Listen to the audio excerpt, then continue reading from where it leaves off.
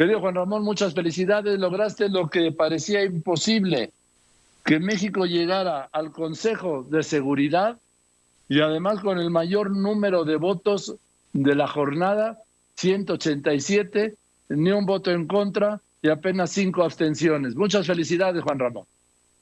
Pues gracias Joaquín. Es un trabajo de equipo.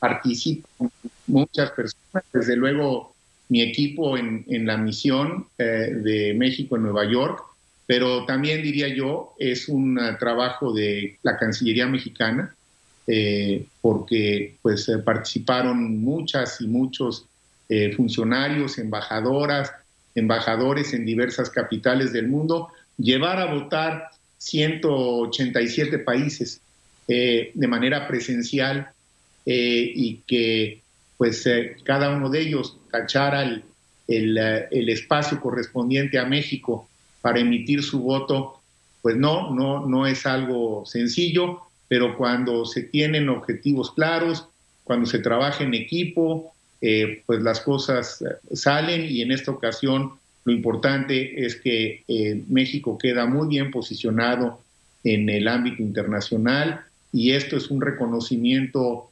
también, Joaquín, y lo quiero decir, a 75 años de trabajo en Naciones Unidas, de una diplomacia mexicana que ha sido profesional, que ha sido consistente en sus principios, en sus planteamientos, y que eso es lo que nos ha dado autoridad y la posibilidad de generar un gran consenso en torno a México. Así que es un evento importante, por supuesto que estamos muy satisfechos, pero hay que ubicarlo en su justa dimensión y compartir los créditos con todos los que lo hicieron posible ahora y los que desde años atrás trabajaron en una ruta para que hoy México una vez más pudiera tener un apoyo tan importante en un momento crítico, complicado, en donde pues ahora lo que viene es hacer un trabajo que esté a la altura de las expectativas. El primer mexicano que ocupó esa silla que vas a ocupar tú en el Consejo de Seguridad fue nada menos que Luis Padilla Nervo, ¿sí? Luis Padilla Nervo, eso fue en 1946, Juan Ramón, y que es un peso, ¿sí? Ahora, en este mundo polarizado y enfrentado, yo quiero hacer reconocimiento a lograr prácticamente en los hechos una unanimidad. Este no es ya un mundo de unanimidades, Juan Ramón. América Latina y el Caribe es una región volátil, es una región complicada. Traemos problemas con ellos y traemos desacuerdos con ellos. Pero el trabajo consistió en justamente tratar de persuadirlos y de convencerlos de que más allá de nuestras visiones opuestas en algunos temas, ahí está el Grupo de Lima, más adelante surgieron las tensiones con Bolivia, no hay una afinidad en muchísimos temas ahora con Brasil, en fin, es una región que así es nuestra región, y sin embargo lo importante fue lograr tener ese consenso, porque nos pusimos de acuerdo aún en el hecho en el que podemos no estar de acuerdo en algunos temas, pero que la fortaleza del multilateralismo radica justamente en eso, en el que pudiendo haber diferencias en las que a lo mejor nunca nos ponemos de acuerdo, el espacio multilateral te da la oportunidad de rescatar otros procesos en los que sí puede haber un consenso.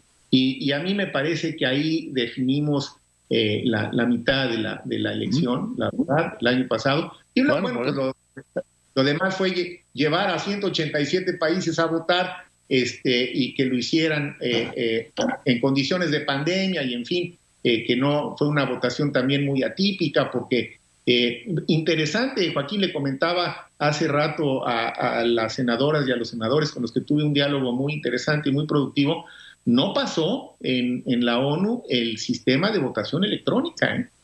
O sea, no pasó, y no. Déjame comentar. No, yo te vi votando. hay buenos argumentos para decir que todavía el sistema electrónico no es infalible y una votación tan importante tenía que ser presencial.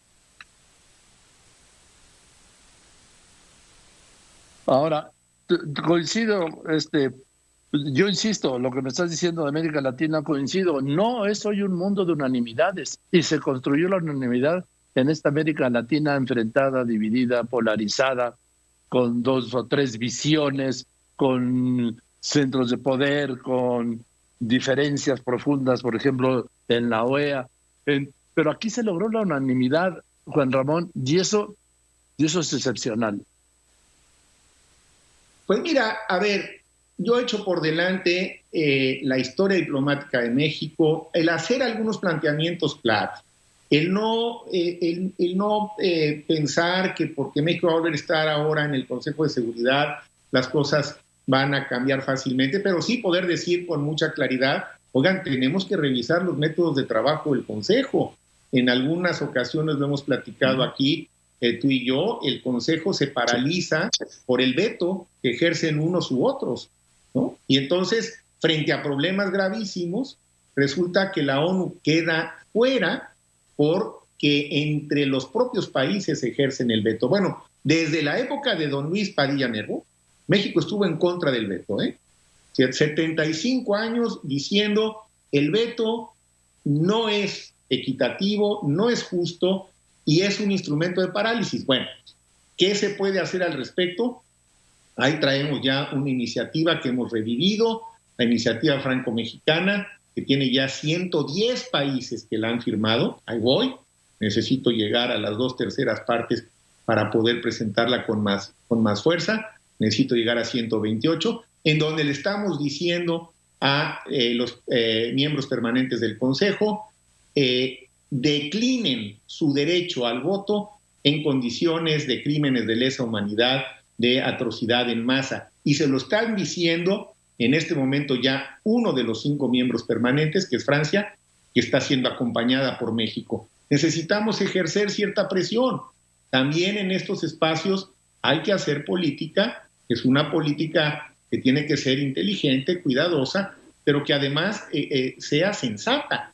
Si logramos acotar el derecho de veto, que no va a ser fácil, pues le estamos dando al propio sistema de Naciones Unidas más posibilidades de participar cuando más se requiere, que es en condiciones en donde pues está de por medio, está comprometida la seguridad de las poblaciones. El Consejo de Seguridad sigue siendo ante todo el espacio para analizar los temas de paz y de seguridad, no exclusivamente, y luego empezar a ver cómo otros temas se convierten en temas de seguridad. Por ejemplo, lo que estamos viviendo actualmente. Yo estoy convencido que las pandemias, como la que tenemos ahora y las que posiblemente vengan en los próximos años, representan un problema de seguridad y más allá de que sean abordados o enfrentados por organismos especializados, como es la Organización Mundial de la Salud, a la que hay que fortalecer, por cierto, en lugar de debilitar, también tiene que haber un mecanismo para que algunos de estos temas que tradicionalmente no habían estado en el resorte del Consejo de Seguridad, en un momento determinado puedan ser abordados por el Consejo, porque son temas que representan un tema de seguridad. ¿Quién puede dudar que esta pandemia del COVID-19 ha representado un gravísimo tema de seguridad para todo el mundo? Es un tema que debería, en teoría, poder ser abordado por el Consejo. La única resolución concreta que se ha asumido hasta ahora es la que presentó México hace algunas semanas en el tema de medicinas, vacunas y equipo médico, que tuvo también, pues como tú mismo lo anunciaste, un gran respaldo. En esa ocasión tuvimos 179 países que lo copatrocinaron y que, por cierto, déjame decirte que a mí eso me dio una buena pista para darme cuenta que estábamos bien posicionados para la votación del Consejo de Seguridad, porque fue una iniciativa que tuvo mucho apoyo, que se derivó, por cierto, de la propuesta que hizo el presidente López Obrador en el G20, ¿no? Entonces, bueno, pues hay mucho trabajo pendiente, pero yo creo que México es percibido como un país confiable.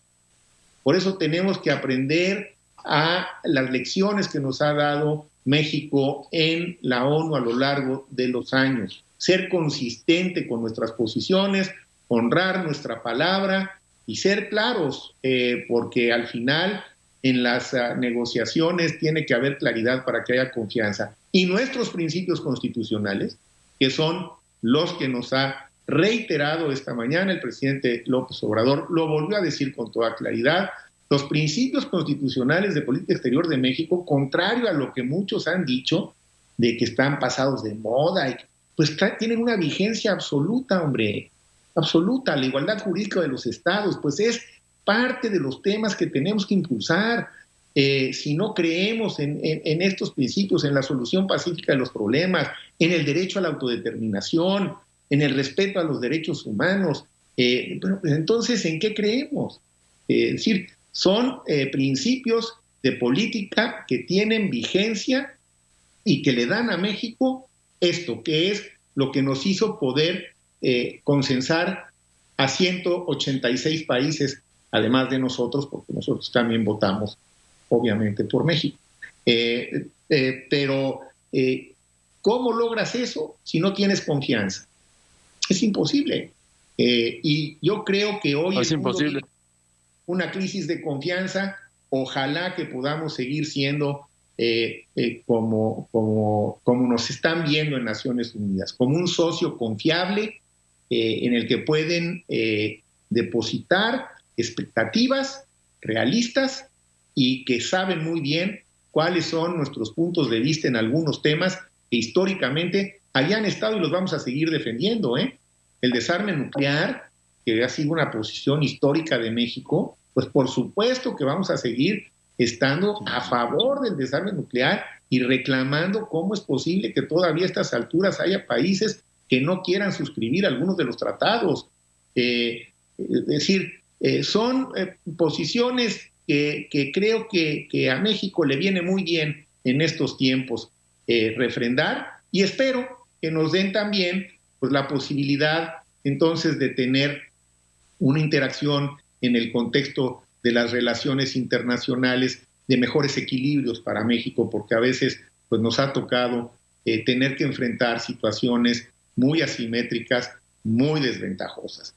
Hay una muy buena sintonía entre los principios constitucionales y los que ha estado encabezando el secretario Ebrard desde la Cancillería, y en consecuencia los que competen directamente al sistema multilateral de las Naciones Unidas.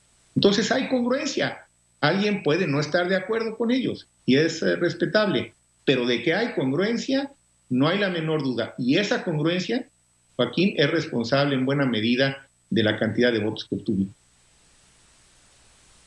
Pues felicidades, querido Juan Ramón. Ahora entrarás en una nueva etapa muy intensa ahí en Naciones Unidas, porque es ese consejo donde se toman las decisiones. Lamentablemente se ha dedicado a tomar decisiones en casos de guerra o de violencia, y yo creo que es el tiempo de que empiece a tomar decisiones, como has mencionado, de la pandemia, que si 441 muertos al día de ayer no es un tema de seguridad, ahí luego me explican que será un tema de seguridad, ¿no?